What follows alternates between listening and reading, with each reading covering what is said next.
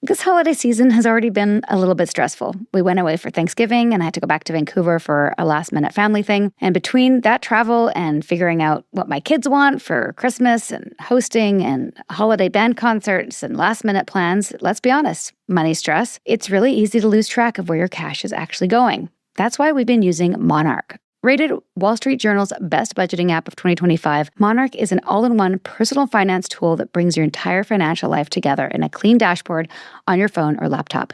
Right now, I'm keeping an eye on our holiday spending categories so we don't start the new year with a debt hangover. Monarch lets you link everything, checking, investments, retirement, even property value, so you can see your true net worth and stay on top of your year-end priorities. Nippy and I use it for quick weekly money check-ins, which has made financial conversations way easier and far less stressful. Thank you, Monarch.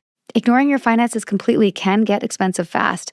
If you don't pay attention, you might miss chances to save more, invest smarter, or move closer to big goals. One of ours is buying a home in the next year, so we got to get on top of it.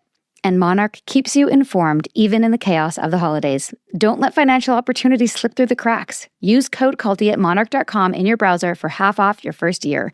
That's 50% off your first year at monarch.com with code CULTY. Happy holidays.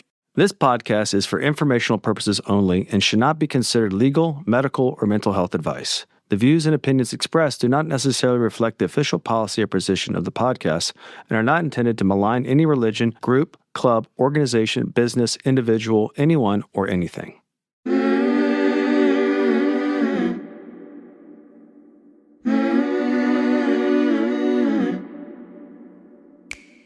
I'm Sarah Edmondson. And I'm Anthony Nippy Ames, and this is A Little Bit Culty. We woke up from a cult, and that journey was captured in The Vow on HBO and in my memoir, Scarred. Now, in this podcast, we break down the shame and secrets that make these experiences so destructive with honest conversations on how seemingly benign groups can cross into the cultiverse and how to spot and recover from trouble if it happens to you. Each week, we bring in experts, survivors, and whistleblowers to explore red flags, resilience, and even share a few laughs, because sometimes you gotta laugh. Subscribe to our Patreon for early and ad-free listening, some live Q&A, and exclusive content at patreon.com/alittlebitculty. Welcome to Season 8 of A Little Bit Culty.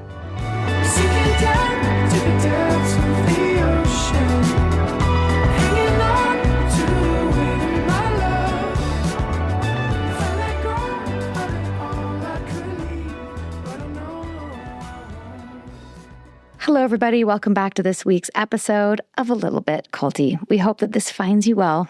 And if you haven't been with us recently, we are now on YouTube. We will have a proper studio in the new year, but you can still go to our channel and subscribe. That would really mean a lot to us. Another housekeeping thing, it's just me today. Nippy could not join us, but he will be back next week, I promise. And today's guest, long anticipated, we should have done this years ago, is Shelise Ann Sola, creator and host of Cult to Consciousness. Shelise grew up in a small Mormon town in Utah, where both her childhood and her faith were marked by secrecy, sexual abuse by her father, and a powerful, high-control religious culture. Pushed to a breaking point at 19 by ecclesiastical leaders, Shelise walked away from Mormonism and began the long work of deconstructing her past, researching religion, unpacking patterns of control and manipulation, and confronting the trauma she'd carried since childhood. In the first half of our conversation, Shelise shares her story and what the final straw with the church leaders looked like. It's a hilarious conversation. Please come back on Thursday for part 2, where we get into the rest of her story, how she got into podcasting, and everything that happened in between. It's a wild ride, and you don't want to miss it. For now, here's part 1 with Shelise Ann Sola.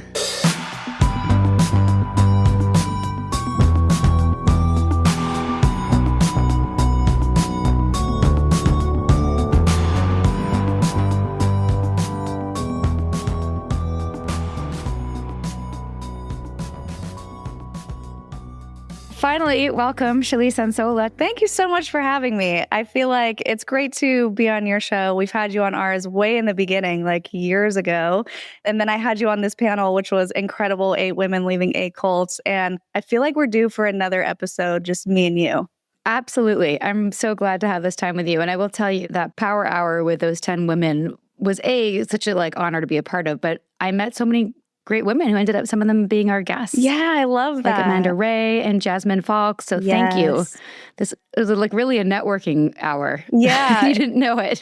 Yeah, it was awesome. Can we do more? Amazing women. Yes, actually, we want to do more. And Amanda is one of my favorite people. She's on the channel all the time. Anytime she comes to stay with us, we're like, let's figure out another episode to do together because she's so fun to talk about or talk with. But yeah, I love that you're able to connect with so many other people too. Thank you for connecting us. For those who haven't yet seen Cults to Consciousness, which is like thriving on YouTube especially, and that's amazing. Tell us a little bit about you, why you started the podcast, your background, whatever you want to share about yourself and the Mormon Church. Yeah, I mean, that's definitely a loaded question. That could be the entire episode, right? Just from start to finish. I guess it probably makes the most sense to start off with Mormonism and my upbringing and some of the things that I went through that make me feel like I'm able to hold space for these survivors and have them talk about their most traumatic experiences. So I grew up in the mainstream Mormon church, the Church of Jesus Christ of Latter-day Saints, and it was in Utah in a very small town. Population 2,000, I feel like. I don't know the actual number, but it was very small. And so everybody was Mormon. Nobody asked questions. It was just the way of life. It's what you did. And it's so funny that even just that, with not much diversity, not much of anything different in any context, like pop culture or media. I mean, there are restrictions to the media that you can watch and listen to. And even just like understanding what sushi is. Like, I was so sheltered in so many different ways. My husband still, Jonathan, who helps me run the channel, or he's the producer of the channel, he is still introducing me to things like, you've never heard of this band? And I'm like, I'm sorry, I grew up under a rock. So it was kind of the perfect storm of being sheltered within an enormous worldwide organization with millions of members. And I always like to say when I do interviews about my own life story, because there are so many different types of Mormonism and so many people in the church, is that not everybody feels it is culty, but a lot of people do. And the reason for that, I think, is because it's not a very obvious high control group. You can use that, as I'm sure you do on your channel here, because it's more psychological control. It's done through self-policing, through turning yourself in or turning your friends in. And it feels like you can leave at any time. But the reality is, if you do leave, sometimes you're risking losing your family connection. Sometimes you're risking losing your job. Or if you're going to BYU University, your housing, your schooling, you really can lose everything, your community, just in one swoop if you say you don't believe it anymore. And so the psychological hold that it has on you is really intense. And not everybody internalizes the doctrine the same way. So you have what are called the Jack Mormons, where maybe they drink casually because you're not allowed to drink alcohol, but they go to church on Sunday and that makes them feel good. And they're like, yeah, I'm doing enough. I'm a good person. And then you have people who are more like me, who grew up thinking, I need to follow all of the rules, which there are many, because if I don't do all of these things on the checklist, I'm not going to make it to the highest level of heaven, because there are different degrees. And if I don't make it to the highest level of heaven, I'm not going to be with my family. I'm not going to be with Jesus. I'm not going to be able to create my own planet, which they took that doctrine out recently. But there are these things that you have to do. And so it makes you really anxious and, okay, I have to do all these things and be perfect. And it creates this toxic perfectionism complex that no one can be perfect. But it really brings you down a road of, am I worthy? Am I good enough? And all of that eventually eats away at you. So I always like to say that, because some people are like, my experience in the church has been amazing. It's brought me so much love and joy. And that can also be true. And there are a lot of people who are and were severely harmed by the doctrine if you don't fit into their specific box, straight, white, heterosexual type of box. It can be really difficult and challenging. So, and I know you just had on Heather Gay, and she talked to people who have had those experiences, so we don't have to get into that. But that was my experience, just in a nutshell, is I was in that we need to do all of the things in order to get to the highest level of heaven. Have you read Heather Gay's book, Bad Mormon? It's on my list. She's about to come on our show in about a week. And so I'm about to sit down and finally read it. I can only commit to reading memoirs when they're on the show, because I end up reading like 3 memoirs a week. So for our guests. 100%. We're the same boat. I have to do it the week before. Exactly. I like just deep dive into an audio the week before. Otherwise, it's like I can't remember whose story is who as well. Exactly. But the reason I brought it up, and I'm dying to know what you think, I'll have to listen to the episode, is one of the things that really struck me is that there were so many people she was saying that like were Mormon, but hadn't even, and loved the Mormon church and were proselytizing even maybe, but hadn't gotten to the temple yet. And that's where, things got really sort of like next level from an outsider looking in, ritualistic, culty, weird, just like straight up weird what happens in the temple, the baker's outfit and the apron and all that stuff. Like makes our sashes look really simple. Yes, that's true. Did you ever watch Under the Banner of Heaven and see the depiction of that? You know what's funny? I auditioned for Under the Banner of Heaven and I had like 3 callbacks. And I was supposed to be one of the sisters. Yeah. And I think I didn't get the part because I wasn't like Mormon looking enough, I'm guessing. Yeah, you don't really. Like I didn't fit into the family. No, I don't. But I did read the book. I did read, and I'd read it before I even got that audition. And then I just couldn't bring myself to watch it. But I would like to watch it. I would like to. Yeah. But did they show it? Did they show the whole thing? They did. It was fantastic. So you should have on Lindsay Hansen Park because she is a Mormon historian who specifically goes into polygamy. And we recently did an interview with her for a project we're working on. And I brought up Under the Banner of Heaven, and she was a consultant on it. And I don't remember the exact thing that she said, but it was something along the lines of they used her temple clothing to mimic or to create temple clothing for that scene. And I was like, oh my gosh, because every detail was so spot on. It was kind of shocking, but also so delicious for us ex-Mormons to be like, oh my gosh, the details are incredible. That's so great because, the Vow obviously did a great job of being accurate, but the one movie made about NXIVM was on Lifetime. I believe, as a Lifetime movie. And by the way, very grateful for my Lifetime career. Thank you, Lifetime, for all the work you've hired me for. However, the NXIVM Lifetime movie was so bad. Oh, no. And so inaccurate. People were wearing the wrong color sashes, which if you're like, if you know our story, it really matters. If someone's an orange or a green sash, it's a completely different role and rank and means a lot to us. And not only that, they just got major things wrong. I know this is a huge tangent, but I'm highly caffeinated, so bear with me. But like they had Nancy depicted as like very stern, like a school mom. And she's like, you don't know. Well, she wasn't like that. She was a total ham. She's like, hi, I'm Nancy Salzman. Welcome to Executive Success. Like wrong. Anyway, I'm glad that Under the Banner of Heaven got it right. Yeah. That's important. They did a great job. And I actually did get to experience seeing the temple clothes in the temple because I have a half sister from my dad's previous, and she was being sealed to our family. So sealings are a really big deal. It's kind of the whole point of the temple. You either baptize people who have already passed, not their actual dead bodies, but I did do baptisms for the dead. If you want to go into that, it's kind of weird. But the other thing that you go to the temple for, like I'm sure Heather was talking about, is sealing. So when you get married, you're sealed to your husband, and then your kids are subsequently sealed to you. So if you break the sealing between you and your husband, I'm pretty sure that all of a sudden your kids are not sealed to you anymore. So it's kind of a scramble to find another worthy priesthood holder so that you can get to the highest level, because women cannot get pulled into the celestial kingdom through the veil unless they have a worthy priesthood holder calling out their secret temple name. So anyway, that's like a lot of details you probably didn't need to know. But no, it's great. When my sister got sealed to us, I think I was maybe 12 or 13, those formative years, I don't know. And I got to go, and they put me in this special little white dress that I felt was see-through, and they gave me special white underwear, and you could totally see them. And I felt so uncomfortable because, you're supposed to feel ashamed of your body.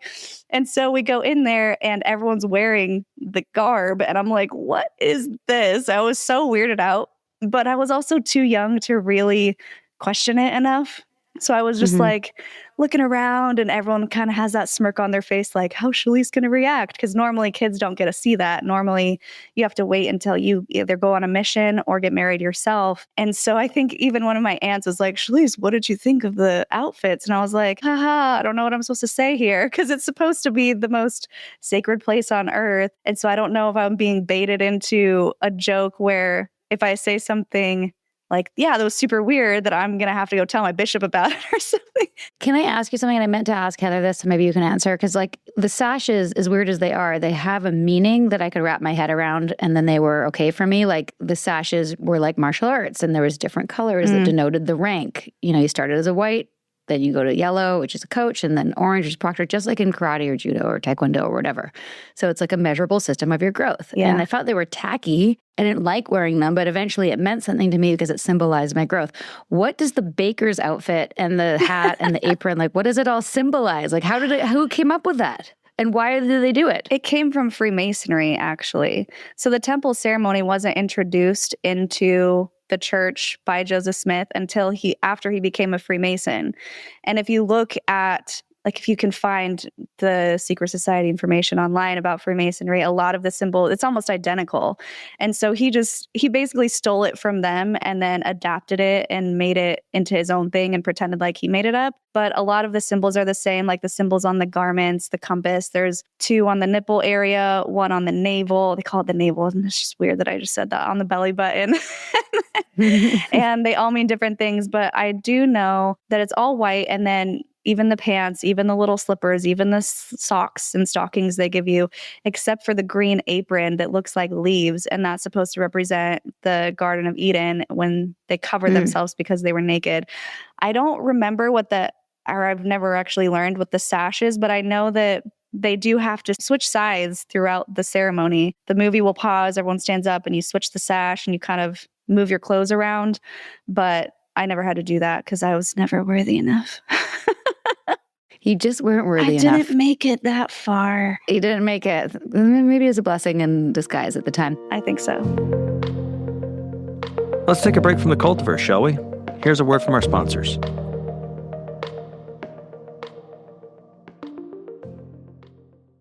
You've probably heard us talk about Hungry Root before, so you know how much we love it because it truly simplifies our lives. As busy parents, it's been such a game changer for saving cooking time and reducing stress to do all of our weekly food shopping with Hungry Root. We always love the groceries and the snacks that they choose out for us, but I specifically love how they tailor it to our needs. Like, as you probably know, I'm doing the keto-ish thing. So I love the grilled turkey tenderloin with the pesto grilled veggies. Yum! Hungry Root now has over 50,000 chef-crafted recipes to pick from every week. That's a lot, with tons ready in 15 minutes or less, plus more than 1,000 grocery items, smoothies, sweets, kid snacks, salad kits, ready-to-eat meals, and supplements. It's ridiculously easy to feed everyone's taste and nutrition goals. They also keep quality front and center, screening out over 200 additives, sourcing out high-quality meat and seafood with no hormones or antibiotics, offering organic produce, and stocking trusted brands. If your New Year's resolution is to finally dial in healthy eating, Hungry Root makes it almost effortless to get started and actually stick with it by combining recipes, better-for-you groceries, and smart personalization in one place. It's truly brilliant. I love that everything that I order from Hungry Root fits my needs. I don't have to send anything back. It's totally tailored to me and my goals and my family and makes things so convenient. You are going to love Hungry Root as much as I do. For a limited time, get 40% off your first box, plus get a free item in every box for life. Go to hungryroot.com/culty and use code culty. That's hungryroot.com/culty, code culty to get 40% off your first box and a free item of your choice for life. Enjoy. It's 2026, and if you're still paying rent without Built, it's time for a change. Built is the loyalty program for renters that rewards you for your biggest monthly expense, rent. With Built, every rent payment earns you points that can be used towards flights, hotels, Lyft rides, Amazon.com purchases, and so much more. And here's something I'm really excited about. Starting in February, Built members can earn points on mortgage payments for the first time. Soon, you'll be able to get rewarded wherever you live and unlock exclusive benefits with more than 45,000 restaurants, fitness studios, pharmacies, and other neighborhood partners. Personally, I'd redeem my points for rent credit, gym classes, Amazon purchases, rides with Lyft, dinners out, gift cards, and a down payment on our forever home, which is hopefully coming soon. It's simple. Paying rent is better with Built. And soon, owning a home will be better with Built too. Earn rewards and get something back wherever you live. Join the loyalty program for renters at joinbuilt.com/culty. That's JOINBILT.com/culty. Make sure to use our URL so they know we sent you. People, it's a fish. The new year is here, and it's the perfect excuse to give our home and our kids' rooms a 2026 level upgrade with Wayfair. From bunk beds and fun decor that almost get them excited to clean their rooms to fresh bedding and rugs, it's an easy reset to get everybody back on track. Wayfair also has everything for an all-around home refresh. Decor to make your living room feel cozy again, storage solutions for every corner, and organizers for bathrooms, toys, and even that mystery stuff closet. In our case, it's actually a drawer, but everyone's got one. Plus, you can grab kitchen essentials that make weeknight dinners less chaotic and more. We got this. And set up legit podcast from home spaces with desks, office chairs, and bookcases. With Wayfair's huge selection, it's ridiculously easy to find pieces that fit your style, budget, and life. We actually just got the best new bed for Ace with storage underneath, because you can only imagine how many monster trucks that kid has. The quality was fantastic, and it was super easy to assemble. I love that I can easily find things that the kids love and that work with my boho chic home style. I also have now officially found homes for every room in our house, even the podcast studio. So, get organized, refreshed, back on track this year for way less. Head to wayfair.com right now to shop all things home. That's WAYFAIR.com. Wayfair. Every style, every home. Escape's over. Let's return to our regularly scheduled cult talk. And we'll get into the worthiness stuff. I just had an image of what if there was somebody in NXIVM who was also a Mormon person, and how many sashes they would have to wear. Just had an image in my head.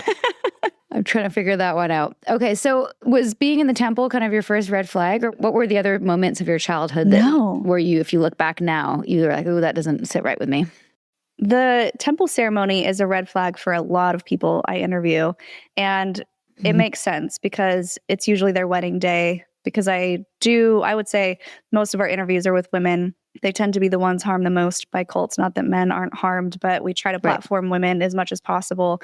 And that's usually the moment where they're like, wait, this is insane, because you've been told your whole life that you need to get married in the temple and that's the best place to do it. And sure, you can do a civil wedding and get sealed a year later if you're worthy, but it's really best to get married in the temple. And we're told this since children. There's the primary song, I love to see the temple, I'm going there someday, to feel the Holy Spirit, to listen and to pray, I think are the words.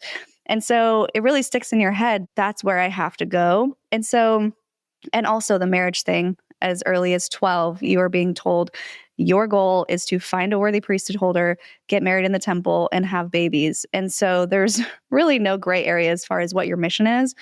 Not that other people don't veer out of that and get careers, but it isn't promoted, especially in my mom's time. It was like, no, don't go to college. That's a waste of time unless you're going to meet a husband. So when you get to the temple as a woman and it's your wedding day and you think it's going to be the most beautiful experience of your life, and there's no sense of love in the ceremony, it's very robotic. It's you need to submit to your husband, submits to God type of thing. I don't even know if there's a you may now kiss the bride moment. It's just very transactional, I think is the right word. And so they leave, and they also, most of them don't get to wear their own wedding dress unless they're completely covered or they have to wear a bolero or a shawl or something. So it ends up being really traumatic for these women who thought that the ceremony was going to be the most beautiful experience of their life, and it's not. So for me going in at 12, I didn't have expectations, and there was nothing on the line for me except like, cool, I get to watch this ceremony with my parents kneeling at this weird altar, and cool, now my sister can be with us in heaven. So the red flag moment for me about the temple though, and it was probably the first red flag moment ever, was when I moved out of Utah to Oregon, my senior year of high school. And all of a sudden people started asking questions, because now I'm the weird Mormon girl who's the new kid. Right. And I'm a senior, and everyone's like, oh my gosh, do you have horns? How many moms do you have? And I would get so annoyed because I'm like, that's not our church. I was the one defending it 100%. Like, we stopped practicing polygamy hundreds of years ago. Why do people keep bringing it up? Because I had no idea how many offshoots, hundreds of offshoots, when the church said, okay, guys, we seriously have to stop practicing polygamy. They had been doing it in secret for a while. The government really came down hard on them. And they're like, you literally can't do this or we'll put you in jail. And so a lot of people started offshoots because Joseph Smith said that the only way to get to the celestial kingdom is through plural marriage. And so I just didn't know that was still such a huge thing. I didn't know it really existed still. So I was shutting it down hard. So my friend had an intervention with me in her car one day because I finally made a friend, and she was of the, I don't know which denomination, but it felt like just kind of non-denominational Christian in the mega church with the concert for Jesus type of vibe that shocked me, because in Mormon church, you can't even clap after someone does a musical number. It's very quiet, very reverent. And so she sits me down in the car and she was like, Shelise, she had this notebook and she's like, I've been to the library and I've watched all of these movies and I've taken notes, and here are all the reasons why you're going to go to hell unless you change your ways. And I was like, what? I thought it was the funniest thing ever. And I was like, oh my gosh, poor thing. She doesn't know that I have the truth and she doesn't, but I'll hear her out anyway. And so she went through all of these things that I also didn't know were true. Like Joseph Smith put his head in a hat to translate the Book of Mormon. And I was like, enough with this stupid rumor. It's so ridiculous. Obviously, someone made it up.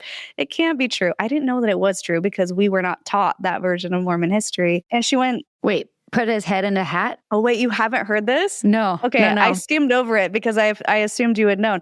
So there's a South Park episode that depicts Mormonism, and I thought it was a joke because of the claims that they were making, when in reality it was 100% true. So Joseph Smith, okay, I'll try to make this short, supposedly visited by an angel, told where these plates were. Okay, and it's an ancient record that became the Book of Mormon. But how it became the Book of Mormon was he would put these gold plates on a desk, completely covered up, so he wasn't even looking at them. He had a peep stone that was a rock, he called it a peep stone or a seer stone, that he used previous, that they also didn't tell us, to treasure dig for farmers. They never found anything. He was just scamming them out of money. And didn't he go to jail for that?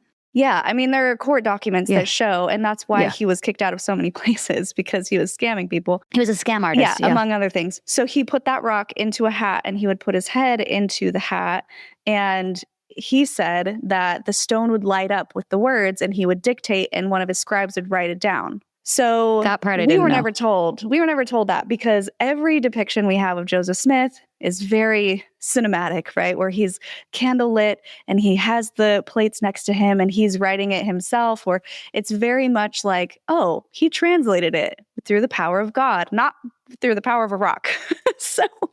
And a hat. And a hat. I was like, that's ridiculous. Where would anyone come up with that? So I didn't know that was true, but I was determined to prove her wrong on all of her points. And she even mentioned the Freemasons. I'm like, I don't even know what that means. I found this random blog and there was this huge paragraph, I can still see it in my head, about the temple. And so I started reading it, and it was like, the temple is so disgusting. They have a blood oath in there where you pretend to slit your throat and cut out your bowels if you reveal the secrets of the temple. And it's very ritualistic, and they may have even said satanic, but I was like, Mom, you gotta see this, right? I'm like waving her over. Look at this ridiculous thing they say about the temple. And I knew that she would know because she's been in it since I was born, before that. And I read it to her, and then I look over and I was like, that's crazy, right? And she's just white and just staring at me. And I was like, Mom, that's crazy, right? And she didn't say anything because she had made covenants not to say the secrets of the temple. They're sacred things. You don't even talk about it with your spouse when you leave. Once you leave the temple, it stays there. You can't mention it. You don't talk about it. It stays there. And here's her kid asking her to reveal the secrets of the temple. And thankfully, my mom's a gem and I love her so much. And she's never lied to me. She was like, well, they don't do that anymore. I was like, oh, what do you mean anymore? And she was like, yeah, she was like, they took that part out. And I'm like, well, and so my heart just dropped. And that was the first time when I had heard about the temple, even though I didn't experience it myself, that I was like, that's creepy. What do you mean you pretend to slit your throat and cut out your bowels? And so they did take it out sometime in the early 90s. It may have even been 90 itself, but she didn't experience that. But I think she had talked about it with one of her family members who did. So she knew that it was true. And there are remnants of it. Like if you've gone and there's like the symbol with the cup where I think you put it near your stomach, that was supposed to symbolize your bowels coming out into the cup of your hand. So there are remnants of it in there, but they no longer do that because it's crazy. And it's really scary.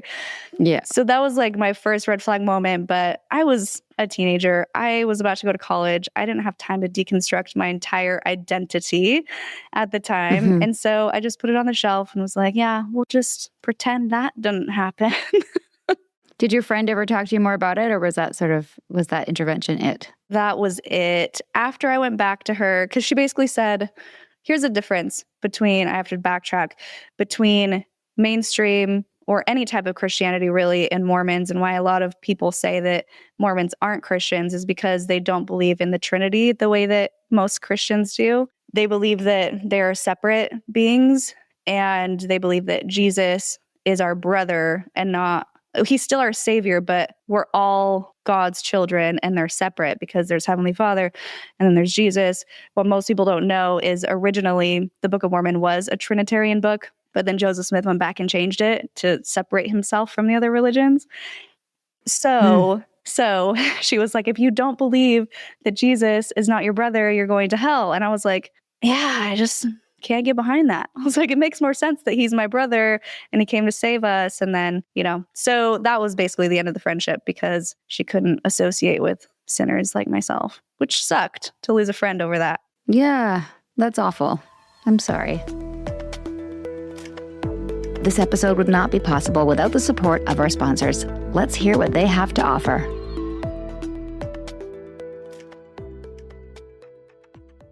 Look who's back. Rocket Money. We are so thankful to our sponsors, Rocket Money. When I started using Rocket Money, it helped me realize I was spending money on an account called Netflix, which we already had. For 2 years, I wasn't using it because Sarah already had one. I also found out I was still paying a membership to a gym in Albany, New York. Won't be visiting there anytime soon. Rocket Money is a personal finance app that helps find and cancel your unwanted subscriptions. I've named 2 so far. It monitors your spending and helps you lower your bills so you can grow your savings. Rocket Money is like that super organized friend who's a tad annoying, but it's great to have an app that's not annoying, who actually remembers what you signed up for. It quietly tracks all your subscriptions in the background and lets you cancel the ones you don't need right from the app in just a few taps. No awkward phone calls, no hunting for sketchy account settings pages, and no surprise renewal charges months later. It also automatically categorizes your transactions across all of your accounts. You can add your own custom categories and tags so your spending actually makes sense to you. That kind of organization makes it way easier to spot patterns and start saving on purpose, whether it's for a big trip, a new car, or finally having our real house fun instead of just vibes. Nothing annoying about that. Let Rocket Money help you reach your financial goals faster. Join at rocketmoney.com/culty. That's rocketmoney.com/culty. rocketmoney.com/culty. Did you skip over all the ads? We hope you didn't. Thank you to our sponsors and thank you for listening. Now, let's resume our culty convo. So I've heard you talk about in other podcasts that you were like a good girl Mormon. You were trying to do all the things. You were working really hard to get to the level of heaven that you had in your mind if you did all the right things. What was the journey like for you in terms of this moment of when you heard about what was happening in the temple? Like, how did it all come apart? Yeah. So I feel like to really explain that, I have to talk about how ingrained it was in my head. As you know, doctrine doesn't just appear, and it's not just like, a set of rules and now I don't have to do the rules. It's very much who you are embedded, especially when you're raised in it. Your parents were both Mormon, right? Yes.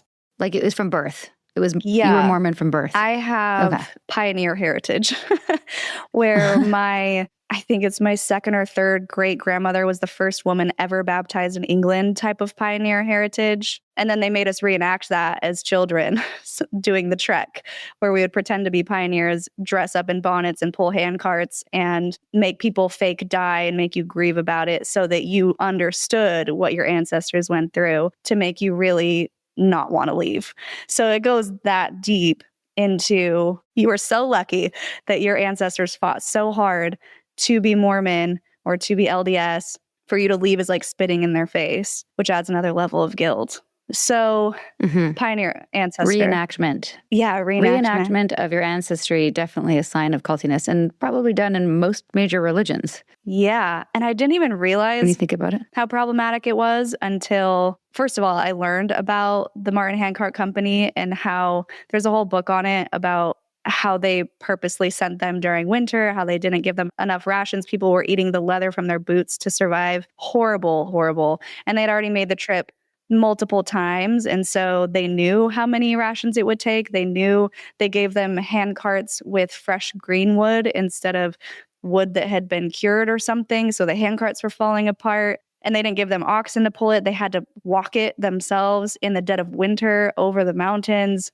It was a whole thing, but basically we reenacted that as kids. So wow. And sorry, who's this company who did it? it was the Martin Harris Handcart Company, I believe. That's the name that's coming to me, and I hope I didn't get that wrong. But I'm almost positive it was the Martin Harris Handcart Company that was sent by Brigham Young. If I'm remembering correctly, he left in the spring, but he sent everybody else in the fall so that they would be traveling in the dead of winter. And tons of people died. Hundreds of people died.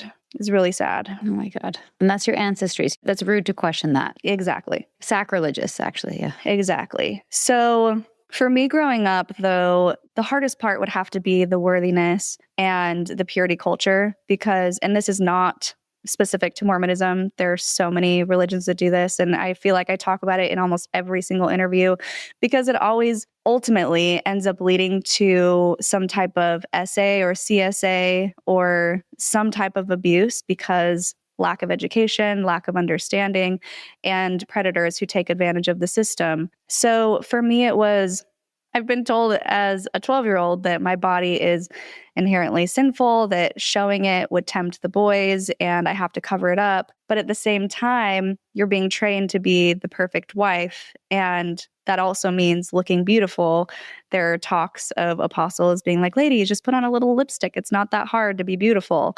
And so you have these insane beauty standards, which is no surprise that Utah is considered one of the most vain states in the States because it has the highest number of plastic surgeons per capita than any other state because women feel this need to look and act perfect because the men are told when they go on their mission, the more worthy you are, the hotter your wife will be when you get home. So the women are like, in order to get the most worthy husband, I need to be really hot, but also don't be too hot or else you're going to be tempting. And if something happens to you, it's going to be your fault.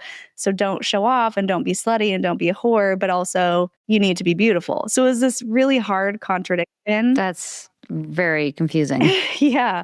So as a kid, you're thinking, okay, well, I need to attract the perfect guy, but I also need to appear meek and mild and modest.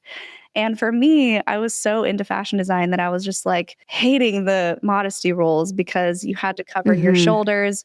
They since allow tank tops now. The garments have shortened all the way from when my mom had them, they were like almost mid-arm. Your sleeves had to be long. And now women can wear tank tops, which I'm happy for them, but it's also very frustrating because the amount of times I was called out, shamed, and bullied for having a shirt that was barely a cap sleeve and getting called out for it. So anyways, constantly being called in by the principal, which was all basically Mormon ran. The school had modesty standards that were in line with the LDS standards and constantly being called out and shamed for it, even at a girls' camp where it's all girls and it's supposed to be a fun wilderness hiking and biking and horseback riding type of thing where the only men are maybe two who are monitoring because women are never allowed to do anything by themselves.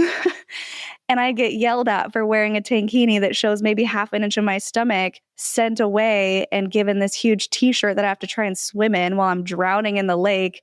And not just like, Shelise, this is probably a bad choice. Maybe next time, can you bring a one piece? It was, I cannot believe you would think that this is okay and that you would wear this to go swimming in. And so I'm just, I'm learning to hate my body. I'm learning to be self-conscious and I'm learning that my body is not okay to exist in, but also be beautiful and be pretty and attract the perfect guy.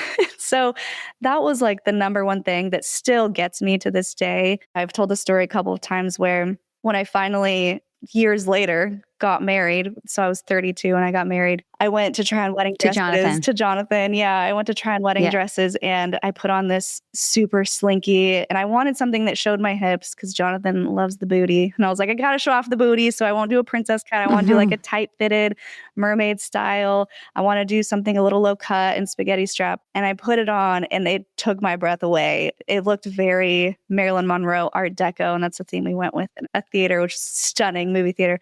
Anyways, I put it on, I looked in the mirror and my inner voice said, who do you think you are to wear something this beautiful? And I was like, Whoa. where did that? And I immediately caught it and I was like, why did I just think about that? Because it's definitely not modest according to the Mormon standards, but it was deeper than that. It was a core belief about myself, about my body, about what I was worthy enough to wear. And that's something that sticks with you, right? So these are the long-term consequences that a lot of people don't realize in these high control groups that they may not recognize as high control, because all of it goes down to your inner programming, not necessarily the hard fist of the church who's enforcing it or not. It's these core beliefs about yourself that are developing as you're being told who you are and who you think you should be. So that was really hard to deprogram even after leaving the Mormon church, even after I was like, oh, I can finally wear a spaghetti strap without getting yelled at, you know? Right, because the voices have been implanted in you from birth and reinforced by everybody around you, your bishop and your parents and your everyone in the church. It's not like you leave and all of a sudden those voices stop. Yeah, exactly. It's like wiring, right? Yeah. So when it all came crumbling down for me, it had to do with worthiness again. And I thought I had found my soulmate. I was 19, which is the pretty typical age to find someone when you're Mormon. You graduate high school, maybe have a year, maybe you go to college, maybe you don't, but you find a returned missionary and it's like, okay, this is the guy. And I was in a singles ward, which if you're not familiar, they put everyone who has graduated high school up until 30. I think someone told me that they raised the age. But when I went, if you were 30 and still not married, they kicked you out because you were an old maid by then, which is funny because I got married at 32. So I had found my partner in a singles ward. We'd been dating for about a year. And I was like, this is it. This is the guy. I found my eternal companion. And I was so head over heels in love with him. And he begged me to do oral. Sorry if that's too graphic for your show. No, God. You can cut it out of it. I mean, so I was like, are you sure? Go for it. Totally against the rules. I was like, are you sure? Are you sure? Like, we're not even allowed to kiss for longer than a few seconds, according to the handbook. Like, you're not supposed to lay down next to each other, the whole thing. And I was like, are you sure? Like, I want to, but like, are you sure? Because he was at that point more invested in the doctrine than I was. And he's like, immediately following, we need to go talk to the bishop. And I was like, oh God, no, I don't want to. Because I had been avoiding these confessionals since I had to do them in childhood, which were mortifying. I actually passed out in one time. It was hilarious, sort of. So I go to the bishop's office after he had already been. And if one person tells, then you're getting called in whether you want to or not, whether you want to confess or not. You are stuck in a room with an older man. In this case, he was probably like, I don't know, late 40s, early 50s, and I'm 19. And he's asking me about the incident. And some bishops take advantage of this because they're not trained in any way. They're just called by the congregation. They could be your plumber, your dentist, whoever. And you have to tell them about your situation. And he's like, thank you so much for telling me. And I was just like, oh my gosh, let me just get this over with. Okay, what's my punishment? And he was like, that's a year without the temple. And I was like, what? So at that age, because I hadn't been through as a missionary or getting married, it would be doing baptisms for the dead, which is still considered a really high honor, right? If you haven't made it to the endowment session yet. And so I was like, a year. And I knew because of boys my age who couldn't go on missions because of having sex, that a year was a punishment for actual sex. And I was like, no, I did not do that. I'm still a virgin and that has to count for something. And he was like, nope. And I pushed back and I was like, okay, but aren't you supposed to pray about this? And because that was the thing, right? They're supposed to be a conduit directly to God. I was like, aren't you supposed to pray for my punishment or whatever? Salvation? Yeah. And he was like, are you questioning me? And I was like, yes, because I was pissed. I was like, no, that's not fair. Have waited so long and trust me, I wanted to do it, but I did not do it. And this should not be the punishment. Anyways, I caved because he was like, you were unworthy. This is the dirtiest thing you could do. It's unnatural. It's nowhere in the Bible, and attacking me and attacking the act. And I said, well, I was like, I'm not messing with procreation. That's the reason that sex is a sin. The sin next to murder is what we were told, because it messes with bringing souls down from heaven. And I wasn't doing anything like that. And he was just like, absolutely not. I was like, well, what if I was married? And he's like, well, then it would be fine. And I was like, whoa. So all of these things, I was just like, this does not make sense. And he made me, I just broke down. I completely broke down. I stood my ground for a minute till I couldn't, left crying. I call my mom and I'm like, Mom, I'm not worthy enough. He told me I need to break up with him because I'm a bad influence and that I'm not spiritual enough right now and I need to do better. He even attacked my job. He was like, where do you work? And I was like, well, I worked at rehab at the Hard Rock Hotel in Las Vegas. And it was like a day club that was televised. It was insane, the things that I saw there.